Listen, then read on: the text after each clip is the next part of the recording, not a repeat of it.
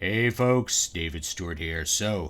I'm just going to jump into this and we will see how it goes. I said I might take a I'm going to in-depth look at this New York Times article I linked in my other video on the United Airlines beating up the Asian grandpa who's actually a drug dealer and traded drugs for sex and stuff like that.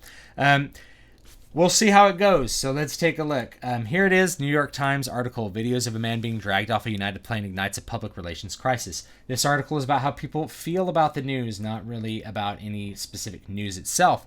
And when you have someone make an article about how people feel about the news, you're basically giving people social cues for how they should feel about the news and reinforcing whatever narrative you happen to want to present to people. So right away, we have there's spiraling crisis from video showing a passenger being dragged off an airplane. By whom? They do not mention the fact that it was not United Airlines. It was Chicago aviation officers, basically police force, a government agency did this, not United Airlines. No one should ever be mistreated this way, Oscar Munoz, the company's chief executive, said in a statement. Okay, well, that's true. There's nothing untrue about that. But notice he didn't say that they mistreated them because they didn't, right? They're not the ones who laid hands on him. So the video has already cast an unwelcome light, not just on United, but on the airline industry's efforts to maximize profits. So there's a little bit of color language there, maximize profits. It's going to cue into people's thoughts about the narrative that's been running, for countless decades, from school children all the way up to adults, that corporations are greedy and evil and want to hurt people to get money. Now, the whole point of any business is to make profits. You start a lawn mowing business. The point is not to pay for the gas you put in the mower, but to have enough money to go home and do something with it, to buy food.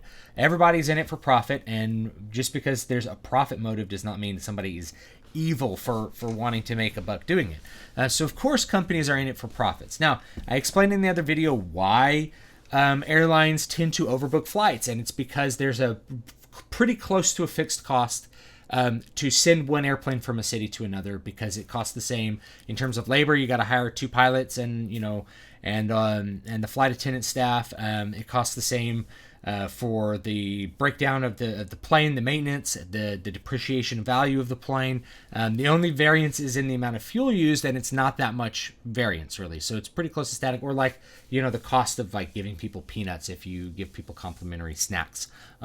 So that'll be a little bit lower on a flight like that. If you don't, so you want as many people on the flight as possible. And that's to maximize profits. But the question is whether you would be able to charge the same amount for a ticket if you didn't do that. If you only booked up to the maximum and you didn't book any others, and every flight had empty seats on it, because that's how it would end up. The vast majority of flights would have empty seats on them. Those tickets would cost comparatively more to buy, to have the guaranteed service part of it. It would cost comparatively more to buy. And the reason that airlines do that is that they're trying to get as many customers as possible. People are willing to put up with a lot of inconvenience to lower the cost of their travel. That's just the way the market has responded over the last decades. And so the end result is you overbook them to try to make sure that you can always offer the tickets at a particular value, sell more tickets for a lower price versus sell less tickets for a higher price. If your competition is always selling their tickets at a lower price and inconveniencing people, and people are still buying the tickets, then you pretty much have to match that behavior as well. That's why everyone in the industry does the exact same things. It's not just United, all right? So they are correct that it's the entire industry. The company's push to make money from baggage fees. It's because that costs fuel, right? The more you weigh it down, the more the cost of that plane flight is going to end up being. Seat reservations and other services that were once included with the basic plane ticket. That just means that lots of people in the market are willing to buy a plane ticket without those things attached to it. If they can save $75 by not packing a suitcase, a lot of people, that's an option. That's a money-saving option. It's also a way for companies to hide the ever-increasing cost of goods and services, but that's not, that's just another narrative of a way to look at it. An even harsher indignity, sitting in a seat with a ticket and getting physically ejected from the airplane. By whom? Okay, the passenger, Dr. David Dow, who is, as I described earlier, barely a doctor. He had his medical license suspended for being basically a drug dealer and for trading sex for prescription drugs. I'm surprised he's allowed to have medicine at all, or to practice medicine at all. But we don't include any of that. We don't include any of his character. We include that he's a doctor because people like and respect doctors.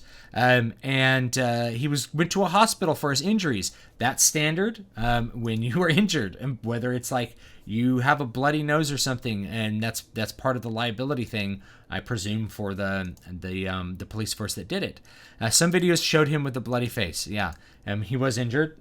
Probably. We don't know how the severity of those injuries was. He did supposedly end up on another flight, so couldn't have been that bad. On social media, the firestorm swept around the world. Chinese social media users accused United of racism. Yay! Okay. United customers were cutting up their loyalty cards into pieces, and lawmakers called for an investigation. Well, we're doing an investigation right now. And what you figure out is that the New York Times headlines do not reflect reality. The last thing, okay, so here's so now we have a quote from like the Commerce Committee. The last thing a paying airline passenger should expect is a physical altercation with law enforcement personnel after boarding, especially one that could have been avoided. So are they actually saying that United was in the wrong? They're actually not. Clever words from them. The disturbing images, so they're telling you how to feel right there, of a passenger being violently ejected. So they're using more color words to describe the situation and make you feel more empathy. Rippled across a consolidating industry. Why is it consolidating? Is it consolidating because they need maximum profits and that they're making so much money? Probably not. Today, 4 major airlines account for about 80% of domestic air travel. And been forced into a host of policies that ding their wallet and their comfort. It's either that or pay more for the tickets, right? So the fact that you're able to piecemeal it out rather than just raising the cost of tickets can actually be a benefit to consumers when you look at it from that perspective, because that gives you the option of lowering your costs. Like, okay, I'm just going to carry, I'm only going to have a carry-on baggage. I'm not going to carry a regular suitcase, or, I don't need to buy a snack on the plane. Who needs, it's a 4-hour flight. I can live for 4 hours with the water bottle. It's fine. Social media has proved to be a powerful outlet for complaints and for mimetic warfare. It grew quick criticism for its initial response to the Sunday evening incident, almost as if they're not the ones who beat a guy up. Yeah, with many people calling it tone deaf. Nice to know reaccommodate on United now means drag you violently out of your seat. That's not, United didn't do that. We talked about that. Seemed to go on the offensive that he defied the officers. Now we're finally going to get the other, we're going to get the other narrative. Appeared to blame Dr. Dow, saying he defied the officers. But we don't really know. Notice the New York Times is not telling you what they're officers of, that they're government agents that are part of, a Chicago government police agency, essentially. And he took full responsibility for the situation. I hope that's not legally binding. Because when we get to if the guy sues him, you want the jury to be able to say United is only 10 or 15% responsible because they failed to get him to comply this voluntarily. Let's keep going. Who was named Communicator of the Year by PR Week, a trade publication. It's almost as if he's operating under the assumption that people would know that it wasn't them that did this. The airline was forced to defend itself about what some saw as a sexist policy after it barred 2 teenage girls wearing leggings from a flight. Leggings is a broad term that can mean many things. I'm not going to dig into that. But, that might have been a fair negative PR reaction. Their stock fell. That could or could not be a permanent thing. Who knows? The videos hit a nerve because they highlighted the ability of airlines to remove paying customers when the companies overbook flights. Anyone who's flown on a plane probably knows how that is the case. So that's part of the method by which they're cueing into people's emotions. So it's a rare piece of meta inside the New York Times article. So here's something interesting. Tina Stringer, a first-time United customer from Chicago, was in New Orleans on vacation when the video surfaced. Before boarding her return flight on Tuesday, she said, "I was just praying that nothing bad would happen." Who is this person? Why do they matter? Why do they have a quote in the New York Times? How are they relevant to anything on earth ever? Right? This is just pulling a quote out of nowhere to make you feel empathy for nothing. There's no reason that Tina Stringer has any meaning or significance to this earth or this story. Why are you including this quote? It's an anecdote. It's not evidence of anything. They're just pulling it out because when you connect a name, and it would be even better if they showed a face there. So if they showed a face, if they showed a face over there, then you'd be like, oh, Tina felt bad about this, and I feel her because I feel bad when bad things happen too. I also feel things. Happily, her flight back to O'Hare International Airport was uneventful, so the fear was unfounded. But the video made an impression. So much so that she pulled up news coverage of the incident on her cell phone while waiting for her cousin to pick her up. Why are you telling me this story, New York Times? Why don't you tell me about some random person? Why don't you write an article about the sandwich I made for lunch? It's like, he folded the turkey very carefully and put the bacon on top while the baby was upset with him for not holding it. It's like, no, don't. This is not relevant to anything. It's like, put it in an article about turkey and bacon sandwiches. David Stewart, a writer from California, made a turkey sandwich today. It's like I see this used a lot in a lot of sort of like interest oriented journalism, where you just have a bunch of quotes from random people. It was kind of scary, said Mrs. Stringer, 45, because innocent people are just trying to get where they want. Again, who is this person? He's nothing to do with anything. Ken Lewandowski. So we just have a bunch of people that don't have anything to do to anything. So instead, Megan McCarthy, finally we're going to get back to like maybe facts, hopefully. Spokeswoman for United said the flight was full, and then crew members who were scheduled to operate a flight Monday morning from Louisville to New York, New Jersey needed seats on the plane. So this is so that other people can get their service. Right? And here's another angle on the narrative, right? So they're asking some people to get off the plane. It's like, we got to fly pilots over to Newark so that the next 100 and whatever people will have a plane to fly on, because without those pilots there, that plane's not leaving the ground. So 5 people, they need to be slightly inconvenienced so that these 120 people aren't massively inconvenienced as well. So if you just look at it from a utilitarian perspective, it makes sense. Also, I didn't mention this in the other video, but I can write many stories in which you would want the airline to actually be able to forcibly remove people from a plane. Like if you had a team of surgeons that needed to fly to LA that night to like save a dying child who was suffering a brain hemorrhage that only they knew how to fix because they developed this new experimental kind of surgery, you'd probably want 4 or 5 people to get off the plane. But then again, of course, 4 or 5 people would probably voluntarily leave the plane to save somebody's life. But you never know. It would be a tall tale to have like nobody want to leave a flight.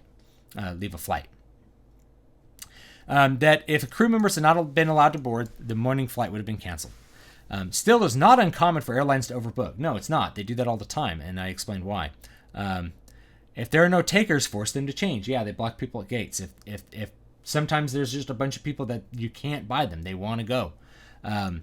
That's the whole point of like flying on an airplane, is that it's very convenient. And then whenever you take away that convenience factor, people don't want that. People really want to fly quickly from one place to another. That's what you're selling. You're not selling a flight on an airplane. You're selling getting somewhere really quick. And if it's inconvenient, people deal with discomfort, like little seats, in order to get somewhere fast. They're really willing to give up a lot, and that's sort of what we've seen over the last couple decades.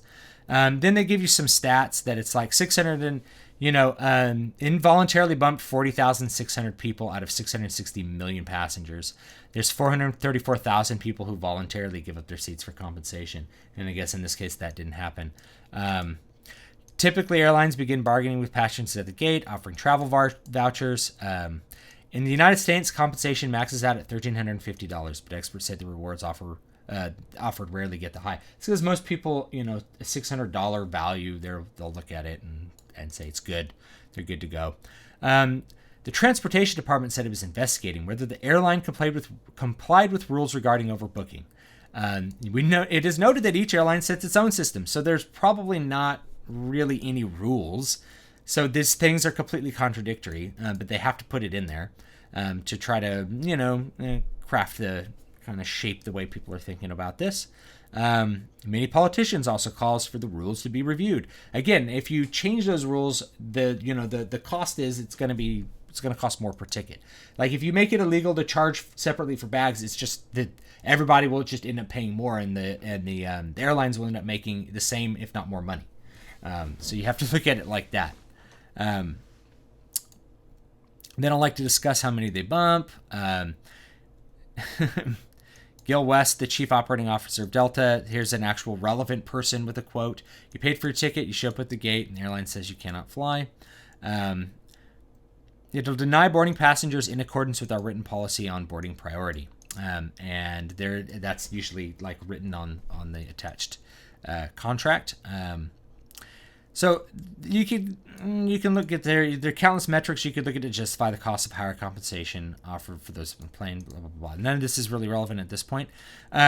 Notice that there is never a discussion in this article. Not once in this article. They're calling them security officers, but they never say that they are Chicago aviation officers.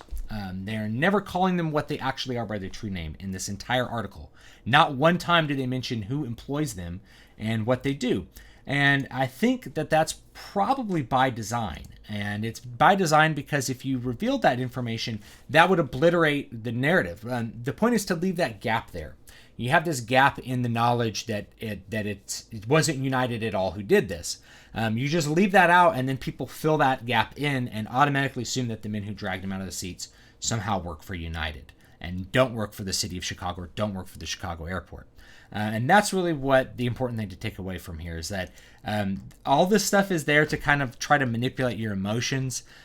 Towards the end, I didn't want to get too deep into detail. Basically, you have to look at the end of the article to get any of the facts.